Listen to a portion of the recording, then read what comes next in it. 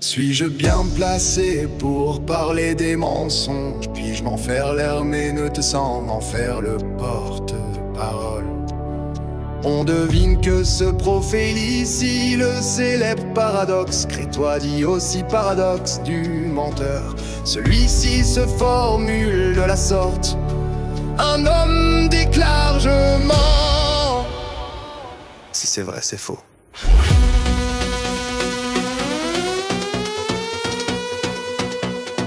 Si c'est faux, c'est vrai.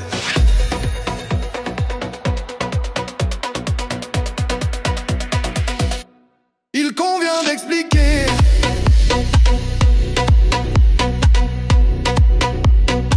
S'il dit vrai en affirmant mentir, alors c'est faux. Puisqu'il continue de mentir, mais s'il ment en disant mentir, alors il dit vrai, puisqu'il est encore en train de mentir. Oh là là là. Dans les deux cas, l'énoncé et l'énonciation se contrariaient en raison de l'emploi du présent et du caractère autoréférentiel de l'expression. On voit bien le charme d'un tel raisonnement et tout ce que la littérature est à même d'en tirer. Et parlons un peu d'humour. Voulez-vous à l'humour, cette arme secrète qui désarme les conflits et enjolive les jours gris?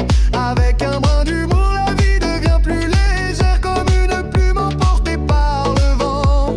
Un jour, Socrate rencontra un homme qui pensait connaître la vérité. Surtout, Socrate lui posa une série de questions pour tester ses connaissances. On leur répondit avec assurance, mais Socrate continua à poser des questions, révélant les contradictions et les lacunes dans ses réponses. Finalement, l'homme admit qu'il ne savait pas autant de choses qu'il le pensait. Socrate lui dit alors: la sagesse commence par reconnaître ce que l'on ne sait pas.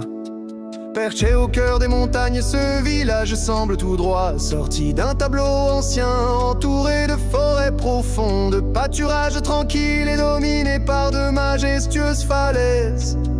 Il respire une paix presque irréelle. Ici le silence n'est pas un vide,